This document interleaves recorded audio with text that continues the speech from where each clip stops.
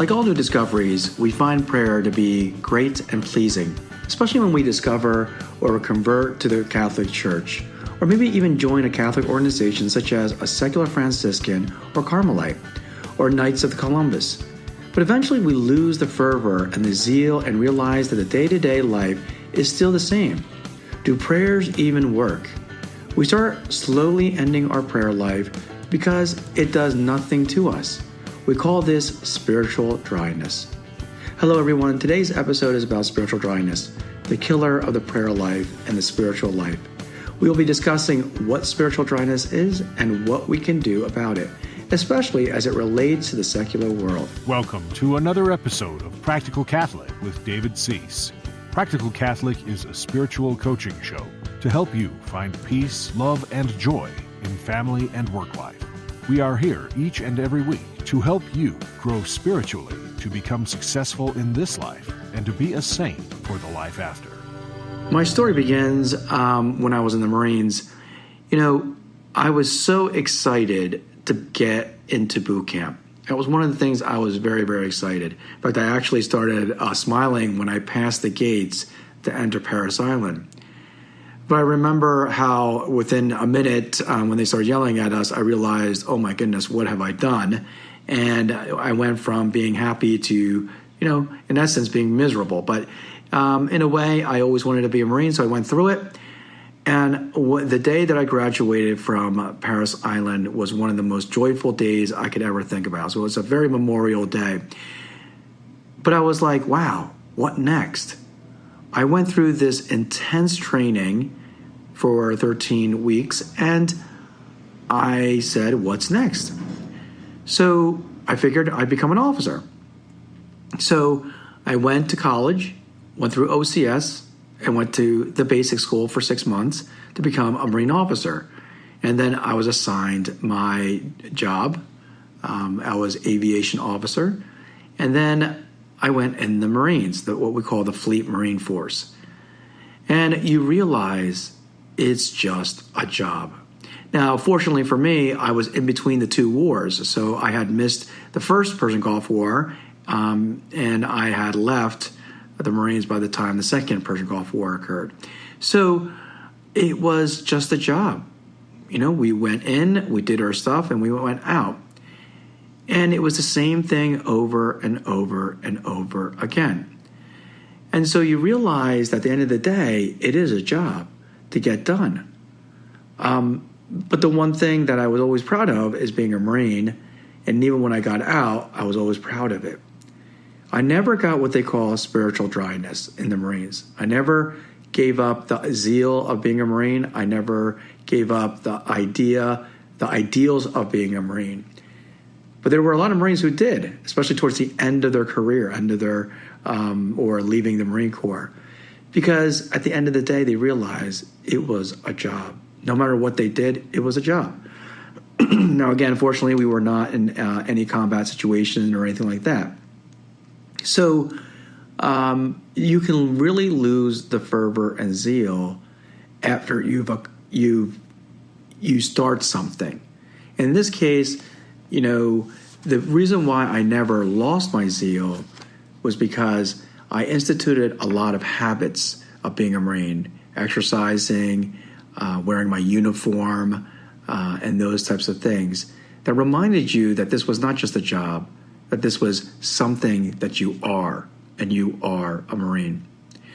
So today's topic is about spiritual dryness. How does it come about? What is it that causes us to have these, spiritual dryness?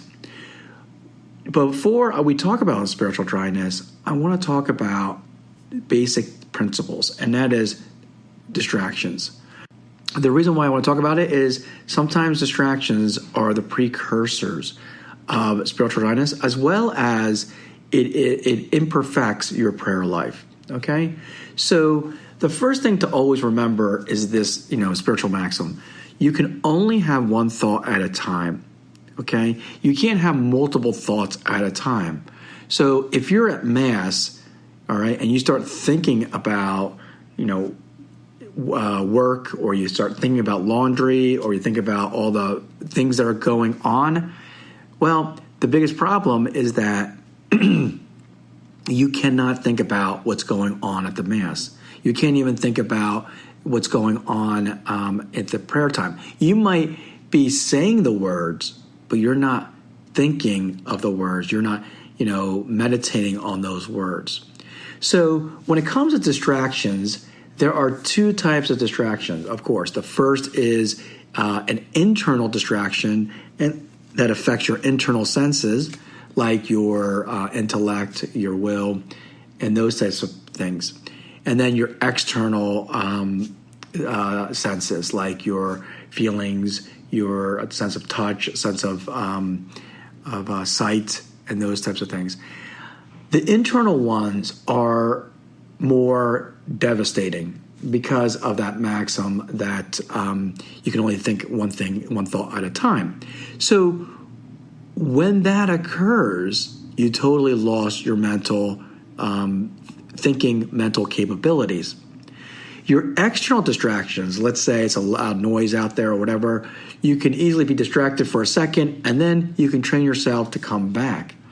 You can even train yourself, and we've trained ourselves in the Marines to do this, is actually train ourselves to block out what is happening in the outside world. One time we went to a friend of ours' house, and we were hearing a blaring noise. And, finally my wife said, "What's that blaring noise?" And our host said, "Oh, I'm sorry, that's our fire alarm. We have to put in a new battery." And she was so used to this blaring noise. Actually, it was a chirping, like chirp, chirp, and it would happen every at 30 seconds. That she really she forgot that it was ever happening. So we can train our senses to block it out. The Marines do that when it comes to shooting rifles. There's so much noise and distraction. But as a sniper or as someone who's trying to shoot the enemy, you have to be focused on how you aim, how your posture and everything about it, and block out all the distractions that are there. So the external distractions we can actually block out and kind of, focus internally. But it's the internal distractions that get to us because we cannot focus on two ideas at the same time. And internal distractions such as thinking about work, thinking about some problem or issue that goes on. So one of the things that you should really learn how to do is controlling your intellect so that you focus on the what is going on at the Mass. So let's talk about what are the things that can constitute some distractions. Now, this is coming from Father Martin's book, and one of them is constitutional factors. Okay, your constitution. Now, in this case, your physical and temperaments that you have. You might have a nervous temperament or a sanguine temperament. Now, that would be very distracting. So if you have a temperament that is, you're always nervous, it's going to be very easy to be distracted or melancholy. Vivid and unstable imagination. Sometimes we need to control our imagination because it just gets uncontrolled. We wind up daydreaming. That's the best case scenario. Or our mind is just going from one thought to another, maybe worrying about work, maybe worrying about what you said about a person or anything else. Weak powers of concentration. Sometimes our temperaments are almost like pseudo ADHD. You're just kind of hyper and everything. And sometimes vehement and uncontrolled passions. And, so if we're constantly a very passionate type person, and this is what I mean by that is overly emotional, it's going to be very, very distracting. So this is how one of the ways that we can get distracted is just our temperament and the way that we are, okay? So we slowly need to build those virtues, okay, to control our temperaments. That's why virtue is so important, because it helps us to control these various temperaments and weaknesses that we have, So, for example, we have a weakness power in concentrating. we would need to build the virtue of patience, okay, persistence, perseverance. Okay, so that's what you would need to do. If you are, overly passionate, it would be patience, self-control, and those types of things. If you're nervous or sanguine, you might want to practice the virtue of joy, all right, to see the positive things in things.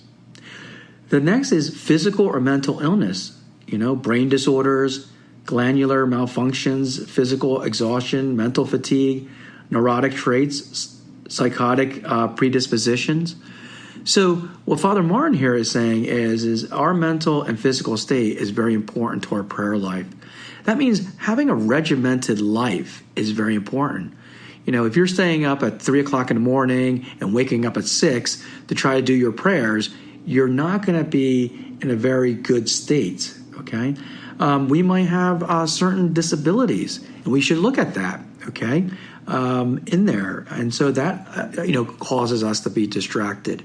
But all of these can be overcome, all right? Again, by virtue, mainly, if you're physically tired or you're ill or whatever, you need to take rest. You need to be balanced, to have some kind of regimental life to make sure that your life is balanced. Because if you're physically or mentally ill, you are going to find it very distracting in prayer, okay?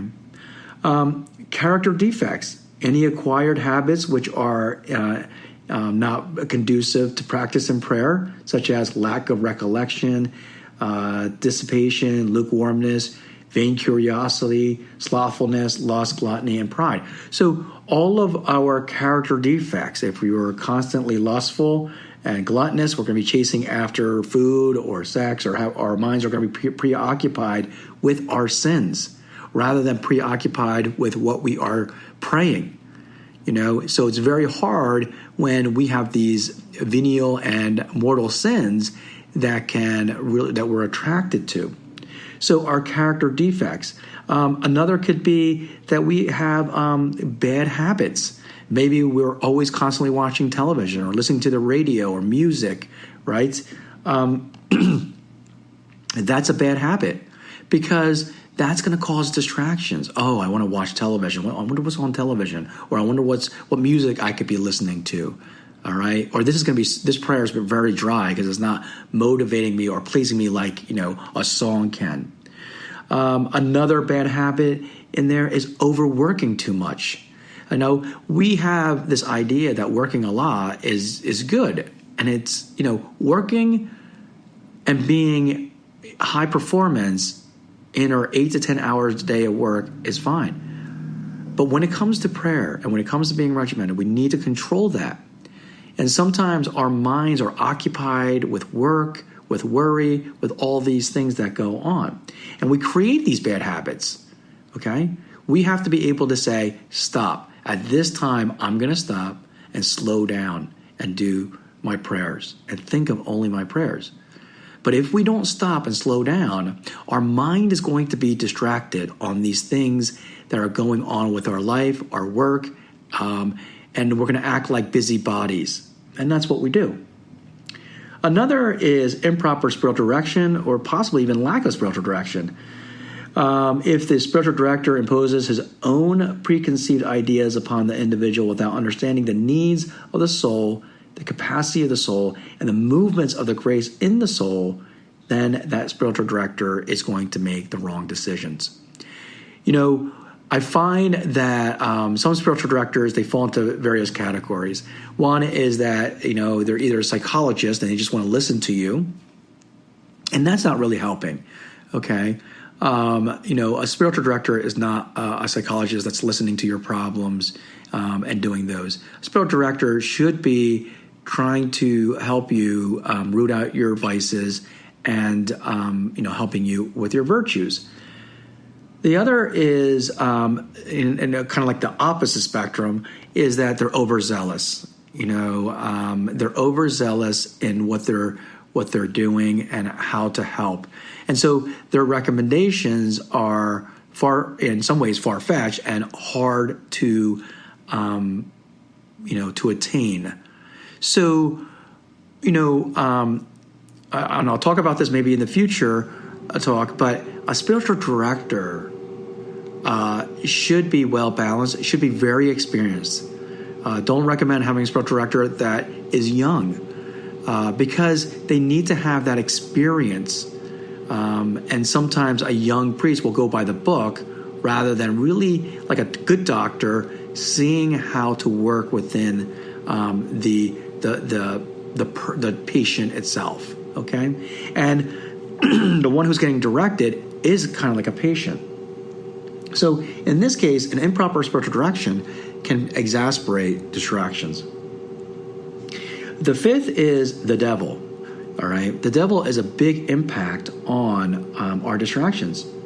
And he says here, with God's permission, the devil sometimes acts directly on the external and internal senses, or indirectly distracts from prayer by working through any of the other causes that we talked about, such as a baby yelling and screaming and all that other stuff that's going on. So with God's approval, the devil can actually distract us. We have obsessions. All right, we talked about in past podcasts. You have obsessions that we are obsessed with, where he gently speaks and internally kind of influences your mind through thoughts and imaginations he brings up, such as he might bring up past imaginations or worries that are out there. And he can control your memory and your imagination. The only thing he cannot control is or access to those memories and imagination. He doesn't have access to your intellect and your will. He can have possessions when he actually will take over your body. Out of the two, obsession is the most serious, not possessions. He can also influence others. Just like he can influence your intellect, he can influence the memory and imagination of your children, of your wife. And then they in turn distract you. Okay? He can even, use other objects that are out there to bother us with our senses. So the devil has a good way of distracting us in our prayer life. St. John Vianney, he was such a great prayer. He had such a great prayer life. Satan had to directly influence him. There was a lot of things where he was throwing objects at him and doing a lot of obsession with him, talking to him, saying, "You're not worthy. Who are you?" All these things the devil was doing. Because he was such a great he had such a great prayer life, he knew he wouldn't be distracted through himself. He would be distracted by the devil. All right, unsuitable circumstances, uncomfortable posture, improper time, external noises, lack of proximate preparation, excessive heat or cold, etc. All he's saying here is our environment is not conducive to prayer life, okay? Now, living as a secular person, okay, we're not religious that we can put ourselves in our cells, which is the rooms, or put us in a non-distracting area like a church. We are going to be distracted. We cannot, we can try to minimize these unsuitable circumstances, but there is a fine line between finding finding a place that's quiet to ourselves and, living in the world where that's going to be sometimes difficult to do. So here's my couple of recommendations on doing this. The first is, every house should have a prayer area, okay? An area that you could go to that is sacred to everyone in a house to say, this is my prayer area. It doesn't have to be big. It could be very small, all right? Another thing, too, is sacred times. You might want to say to your spouse and your kids, hey, I'm going to be when I'm in this sacred space, or if I'm in my room at this time, I don't want to be distracted. So the good communication to say, this is sacred time. So you want to have a sacred place and a sacred time in your house. All right. Now, even with that, If you have kids, you can't control the noise level of your kids, and you can't control what they do and everything else. So the second thing you to understand that will help you out is to learn to block things out. All right? To transition into that prayer so that you can say, you know what, my mental focus is in this prayer. So I pray the Liturgy of the Hours because I'm a tertiary, and I have to pray that. So there's times where I'm traveling, and I'll pray the Liturgy of the Hours in the plane, in a train, in a car, in a busy airport, in a busy train station, and I'll do that. And it's important to understand that, to control your senses and block out those external sounds, to really focus your intellect into what you're praying. Now, is that the optimal thing? No, it's not. But it is, when you start having a good prayer life, you can start doing things like that because it really does not distract as much as you think. Yes, every once in a while it does, but really when you learn to block things out, you can focus on that prayer. And what's also good about doing something like that is knowing that you can actually pray all throughout the day, even when you're working. That's why I love menial jobs sometimes. When I'm cutting the grass, when I'm running, when I do certain things, I pray the rosary. I do certain prayers. So, if you do those menial jobs, you can do it. So learning to integrate sometimes in these, areas where it is a little bit distracting. Because remember, our default behavior should always be prayer and not the world. If we're always seeking this quiet, perfect circumstance, you're never, ever going to pray. You won't. Because this area is not good enough. That timing is not good enough. This timing is not good enough. So because we live in a secular world and we don't live in a convent, we would hope we do, and because we have kids and children, we have to, try to create that sacred space, try to create that sacred time, but more importantly, create the that sacred mindset, I would call it, the sacred mindset to pray even within the distraction. And that takes some training to do. So I don't want to overemphasize unsuitable circumstance. Certainly, if you can go to a church and pray the Liturgy of the Hours, and you can do that, by all means, do it. But if you can't, then that's okay. Learn to have that sacred mindset. The other thing to understand is a lot of times I think people get this idea that, we can't break our prayers. We have this idea that I have to pray everything from beginning to end. And that's not true either. So I do the Liturgy of the Hours, and most of the time I pray it from beginning to end, but there are times where my children interrupt me or my wife interrupts me, and I put the Liturgy of the Hours down and I go and do what I need to do and then come back and finish it. So, for example, doing a rosary. There's nothing stating that you have to do all the rosary at one sitting. We can incorporate rosaries throughout the day. So, when you're driving from work, okay, do a decade. Maybe, my commute from my house to my office is about 8 minutes, so it's very short.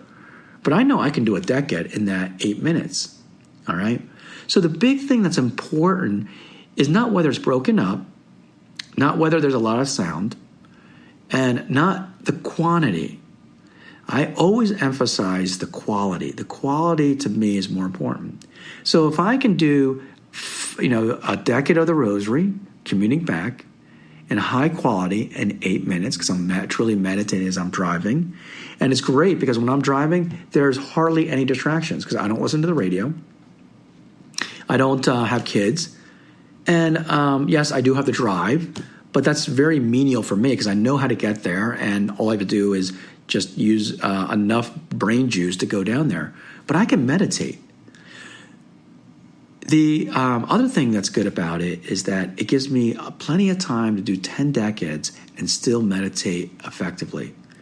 And then between the two commutes of driving to work and driving home, I can at least do 2 decades. And then I do other decades throughout the day. So I can really get a rosary in, extra rosaries in, with good quality meditation.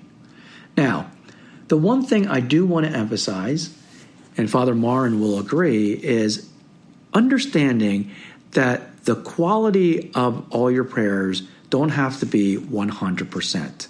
Okay? We talked about the ascetical prayer life, all right, or meditation, not mystical prayer. And one thing I do want to, and we talked about the 4 gradations in there, the 4 gradations of prayer. And I don't want to have this idea that every time you pray, you have to be up to the 4th gradation. And that's not true. I'll give you an example. When I do the rosary with my children, the best I can ever do is the vocal grade 1, which is vocal prayer.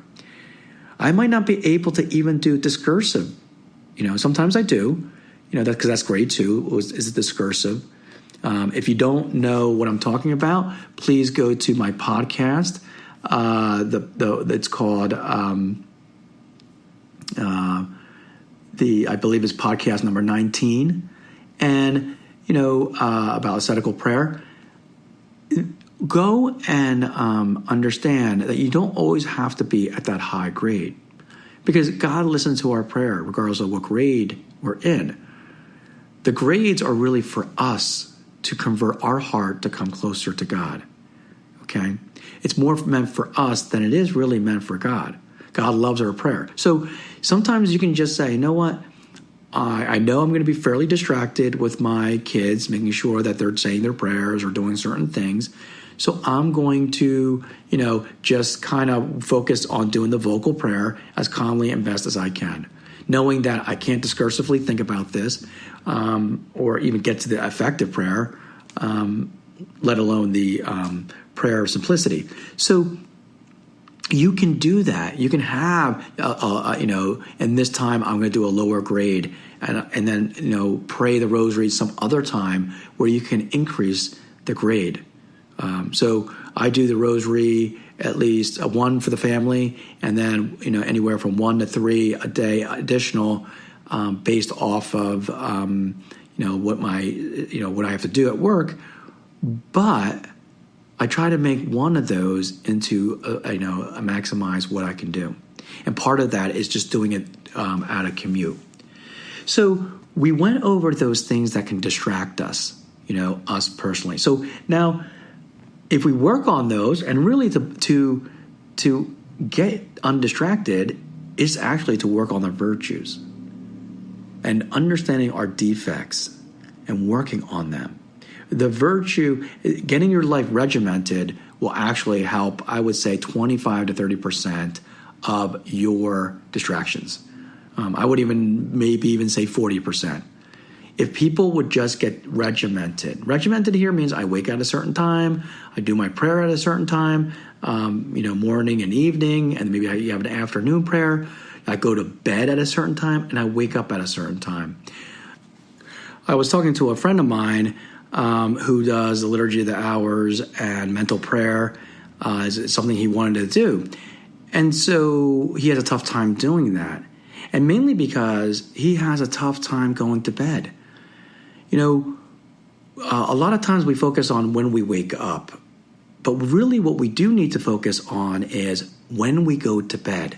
Because when we go to bed gives us enough sleep to when we wake up. So we get very distracted in wanting to stay up, wanting to watch television, wanting to listen to the music or read a book or whatever it is. But if we say, I am going to bed, at no later than 11 o'clock and wake up at 6 o'clock, then you're guaranteed to have 7 hours of sleep. So a lot of times we get distracted in just doing something as simple as going to bed at a regular time. So being regimented is important to reducing a lot of your distractions, a lot of them. Plus, it will give you a good habit, a good virtue. And if you can conquer, that being regimented, I can almost suffice it to say you have enough will to work on your other virtues. So try to understand that that's important. Is to have a regimented life. In fact, the religious life, if you follow them and their rule and their schedule, they wake up at a certain time, they do their prayer at a certain time, they eat at a certain time, they play at a certain time. Everything is completely regimented their whole time. And what's good, what you can have a mentality on the regimentality, is the virtue of obedience. Now, we always think that obedience is someone telling us what to do, like an officer telling an enlisted person or a father telling a son. But really, you can actually be obedient to your schedule and practice the virtue of obedience.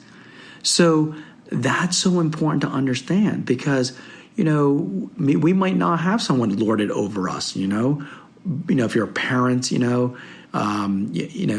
don't. So you do crisis after crisis, but you know what? You can create a schedule, and that schedule can lord it over you, so you can be obedient to that schedule. So let's talk about spiritual dryness. Okay, so spiritual dryness or aridity is very, very important to understand. And let me read Father Marin in the beginning what he calls this. He says, aridity or dryness in the practice of prayer consists in a certain inability to produce the necessary intellectual and effective acts, or in an actual distaste for prayer. So, eventually, in my opinion, the distaste for prayer is one of the when you start getting really bad with dryness.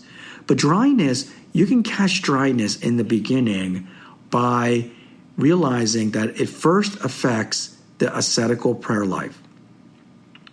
And what does that mean? That means that in the ascetical prayer life, it's the 4 gradations is vocal prayer, actually saying the prayer. The second is doing discursive meditation. That means just thinking about what you're saying. Okay, and mentally using that.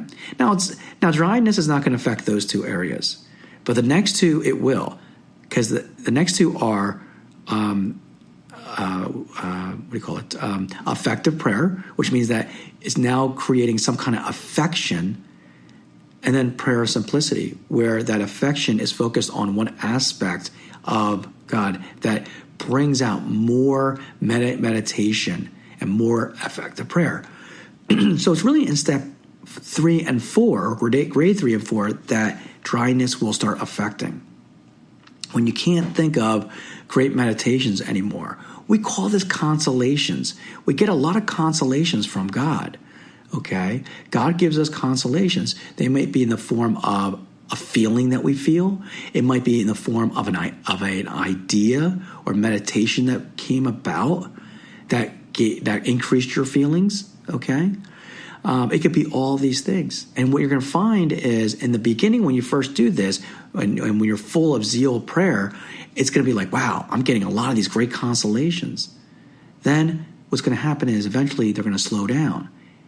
And to the point where dryness says, you're not going to see any of that. So it is important to understand that before you even get to the point of distaste of prayer, you're going to see a slow reduction of consolation and these mental, I'll call it meditations and feelings that you used to get in the beginning when you first started praying. Now, later on, I'm going to tell you why that's actually a good thing and how that's actually, in some ways, a good thing.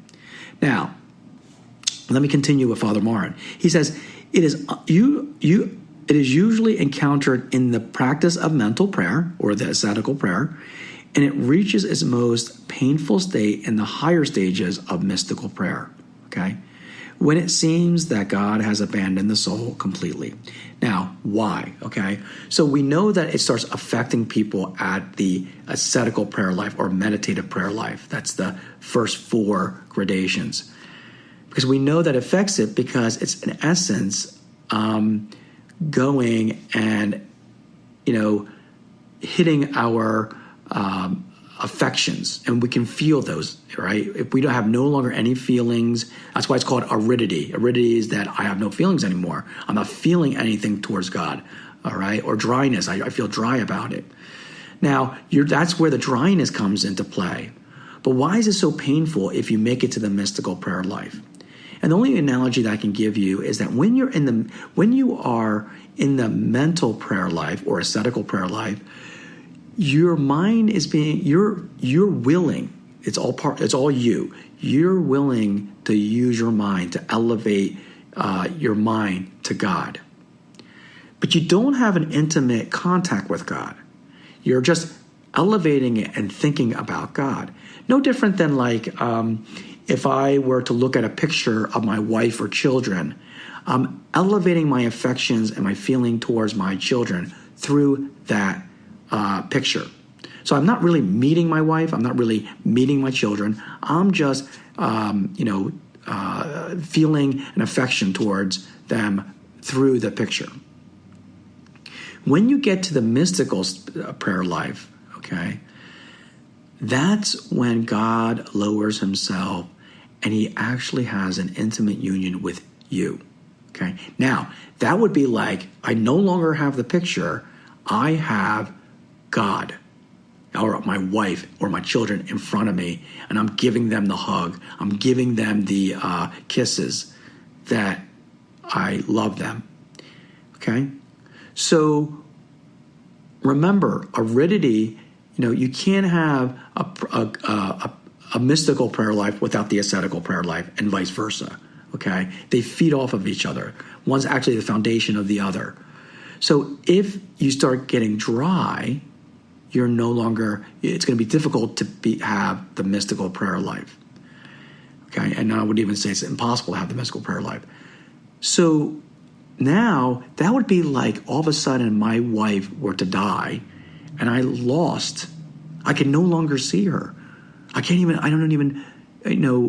can't touch her. All I can do is be left with a picture of her. That's it. And now it is as if I was abandoned. So great big difference. If you're in the mystical state and you get dryness, it's a serious issue. And it's very painful. This is why, in Christ's humanity, he was able to say, my God, why have you abandoned me on the cross? He had such a spiritual dryness and aridity on that cross that in his human side, he felt he was abandoned. And that's that feeling. Now, he knows from a spiritual standpoint, he's not. That's where the virtue of faith, hope, and charity come into play. And we're going to talk about why spiritual dryness is important.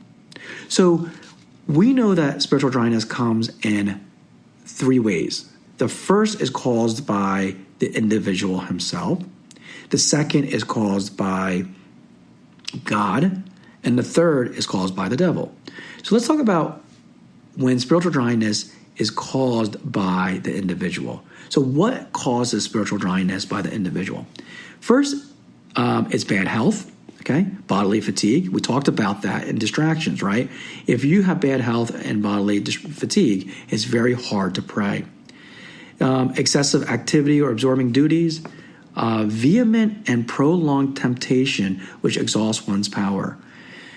If you are finding a lot of temptations, it's going to be very hard for you to focus, and you're not going to be able to have that real mental prayer. So that's going to cause that. Improper training in the practice of prayer. Methods of prayer unsuited to the individual. We would not expect a 5-year-old to do the Liturgy of the Hours. And even St. Therese had a tough time with the rosary. Now, the rosary is very important, and we should always say it. But we know that sometimes rosaries might not bring out, might make people arrogant. St. Therese used to fall asleep during the rosary time. And she used to be, very complex because she loves Our Lady. Sometimes natural results of one's own imperfections. Okay? What are these imperfections that we might have? Lukewarmness. Okay? It's very, very easy to have great zeal to begin a mental prayer life or ascetical prayer life and try to do everything perfectly, have the rosary beads and say it slowly, Hail Mary, full of grace, and do all your spiritual reading so that you have all that stuff in your memory that you can draw on to use your imagination to meditate on. But at the end of the day, all that zeal can be gone, and then lukewarmness sets in, and you just take the rosary for granted. That's going to set in dryness. Infidelity to grace. Habitual venial sin. Okay? Sin darkens the intellect. Even venial sins will darken the intellect. Not completely, but the more venial sins happens, the more your venial sins will darken the intellect and weaken the will. It slowly weakens the will to the point where your prayer life will end. So frequent confessions, doing that will help out. Habits of sensuality, vain curiosity, okay? So if you have a habit of a lot of sensual things, listen to music, watching television, other pleasurable things, and you have vain curiosity, it's going to distract you and you're going to fall under dryness.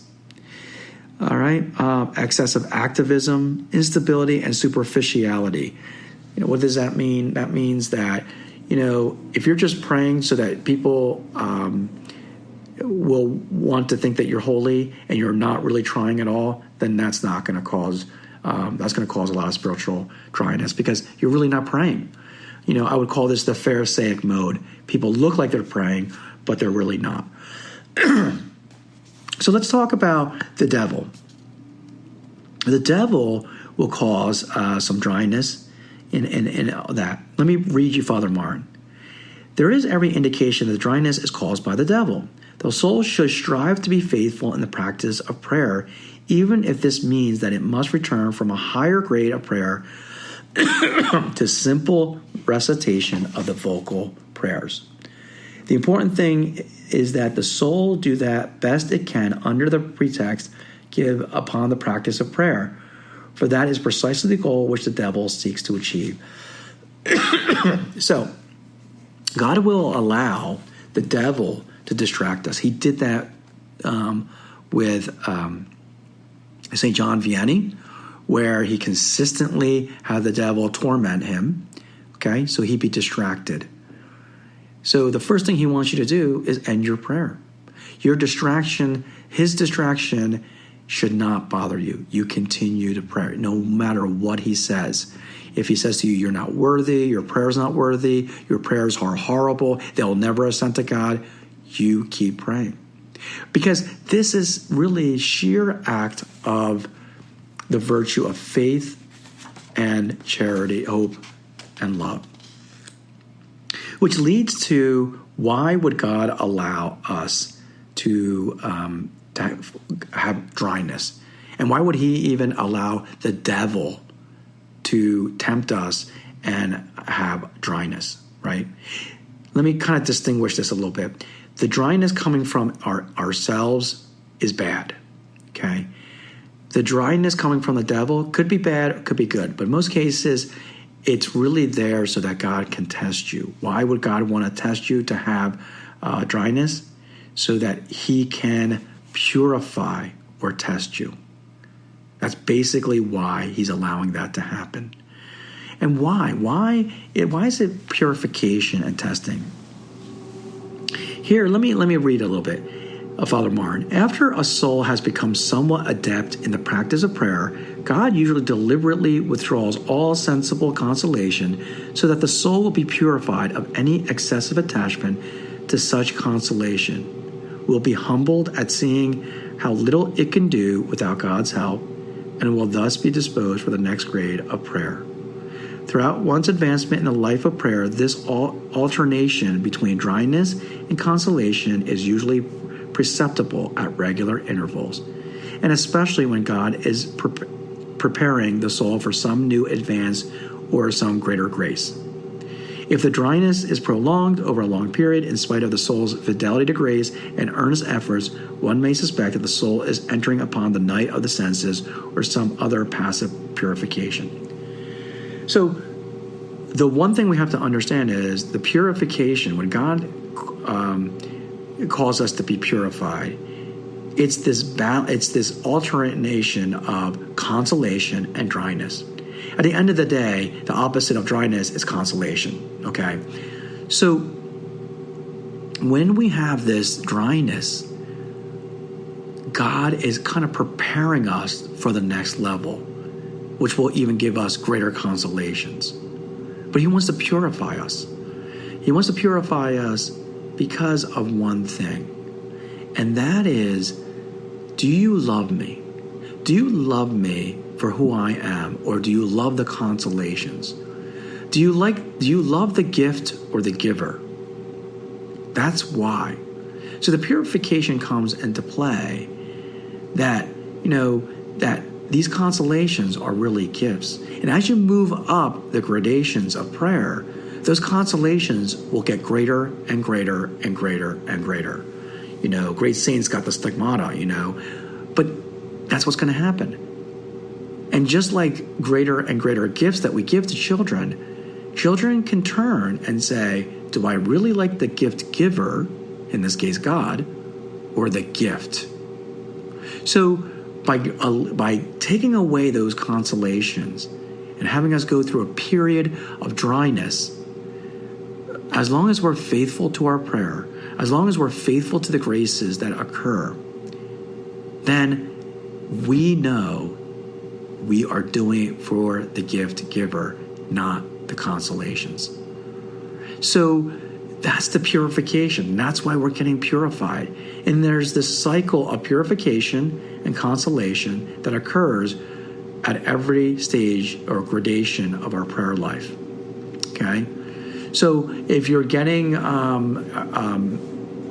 dry at gradation number 4, which is at prayer simplicity, then maybe God is preparing you to go to the mystical prayer level. And if he is, you have to be patient. You have to build those virtues, but more importantly, the virtue of love and faith and hope that you will get to that next level, so that you're loving the gift giver, in this case God, and not the gift of consolation. Because if you love the gift of consolation, you're going to stop praying. Then you're going to really disdain prayer. So that's the purification part. What about the test? Why would God give us a test for dryness? Well, part of the test is part of purification. But we see in John Vianney, he had, this, a dryness that in some ways came from the devil. And the devil would constantly, torment him, both physically as well as, talking to him. And that was a great test. Even though John Vianney might or might not have a great mystical prayer life, he probably did, but at one time he probably also had dryness, and yet the devil kept testing him. That temptation, that testing, showed to God how much how John Vianney loves God. So we have to understand that God does allow us to, be godlike, and have dryness allow dryness enter our lives for purification as well as testing. Now, dryness coming for ourselves, we need to work on that through virtue, through confession, through all the things that we talked about when we talked about distractions. Okay, so dryness coming from ourselves, we need to work on those virtues, our defects. But dryness coming from God and God allowing it will help us to be purified and be tested. The next thing I want to talk about is further pitfalls, and this is important. This doesn't go in the category of dryness or distractions, but a lot of times our spiritual growth and our prayer life is stunted, is stilted. Why? Because of these pitfalls. Okay, and what are they? The first pitfall is purely mechanical recitation of vocal prayers and lifeless routines in the practice of mental prayer. Part of a trap, and this is where the Pharisees came into play, is that we can keep saying the prayers over and over and over and over again, but not really using our minds to really go above the gradations, grade 2, 3, 4, 5, 6, whatever it may be. Because we just get together and this is what we do. We've always done it, and we just do the prayers and just get it done. And we can't do that. Remember, it's the quality, not the quantity. All right, so the quality is important. Excessive personal effort, as if one were able to do all by sheer force, or undue passivity and inertia, as if one should leave all to God alone.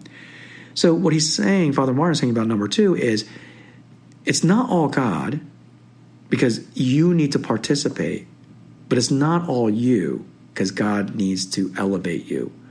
So a lot of times we want to force ourselves for the consolations. Maybe we do our favorite novena. That novena always gives me consolation, or this prayer always gives me consolation, or whatever. If that was the case, if we could bring consolations on our own, if we can do these things on our own, then we are nothing more than witches and some kind of wizards that all we would say is incantations, and all of a sudden, things are going to happen. That is not the case. We know it's a dialogue. Prayer is a dialogue between God and man. Okay?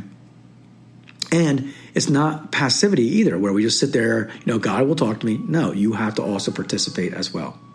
The third is discouragement at not perceiving the consolation which one expected, or rash optimism that one is farther advanced in prayer than one really is. I see that a lot, especially the latter, where people think that they're more advanced in their prayer life. I talk to some people and they're like, oh yeah, I have a great mystical prayer life. And then you start talking to them about their ascetical prayer life, and it's nothing, And again, you can't have a mystical prayer life without an ascetical prayer life. A couple of consolations here and there, a good meditative thought here and there doesn't mean that you have a really good prayer life. Okay, and a lot of times people, they have good, maybe 1 or 2 good consolations, or a few of those things, or a couple of meditative thought, and all of a sudden they think they're in this mystical state, and they're really not. They're really basic, and because they're irregular in their prayer life, it starts not doing well. This usually hits a lot of the new converted Catholics, and doing that. Another one, the pitfall is perceiving the consolation which one expects. You shouldn't expect consolation. Just pray, because the most important thing is elevating our mind to God. 4 is attachment to sensible consolation, which causes in the soul a certain spiritual gluttony, which impels one to seek the consolation of God rather than the God of consolations. In other words, do you love the gift or the gift giver? Consolations are like gifts. And a lot of times people are so addicted to the consolations rather than the one who gives the consolation, which is God. So do not be attached to the consolation. 5, persistence in the use of particular methods as if that were the only possible method, or premature abandonment of a method. So what he's saying here is an over-reliance on a method or an under-reliance on a method. So it's not the elimination of a method, okay? Methods are important, okay? So we can't abandon it quickly, but we can't think that every time I do this method, it's going to work. Again, that's the witchcraft type of mentality, We aren't witchcraft, right? The methodology isn't what causes us to have the consolations, okay? It facilitates. So when we understand that it facilitates it, we can deviate a little bit. We can think about, certain things to improve it, but we don't rely on it as if that's going to cause our consolations. Also, we can't quickly abandon it. We might think that we can, it's not working, but you have to give it a try. So this is all of the pitfalls that you can, that is important for us. So let's end it with a quick prayer that we know that we may, in the name of the Father and the Son and the Holy Spirit, amen. Dear Lord Jesus, help us to confront our dryness. Help us to understand if it comes from ourselves or if it comes from you. If it comes from ourselves, help us to overcome it. If it comes from you, let us pass the test in the purification. As we pray, our Father who art in heaven, hallowed be thy name. Thy kingdom come, thy will be done on earth as it is in heaven. Give us this day our daily bread, and forgive us our trespasses, as we forgive those who trespass against us. And lead us not into temptation, but deliver us from evil. Amen. Thanks for listening to me, David Cease, at Practical Catholic. Here's a reflection for you. Take a moment and reflect. Am I going through spiritual dryness? What is causing this spiritual dryness? Feel free to share your reflection or leave a comment on the podcast Instagram and Facebook at Practical Catholic, or visit my webpage at practicalcatholic1, that is the number 1.com. Join me next week as we discuss finding peace in the workplace, especially as a manager. You're listening to WCAT Radio, the on-air wing of En Route Books and Media, bringing you the dulcet sounds of Catholic wisdom.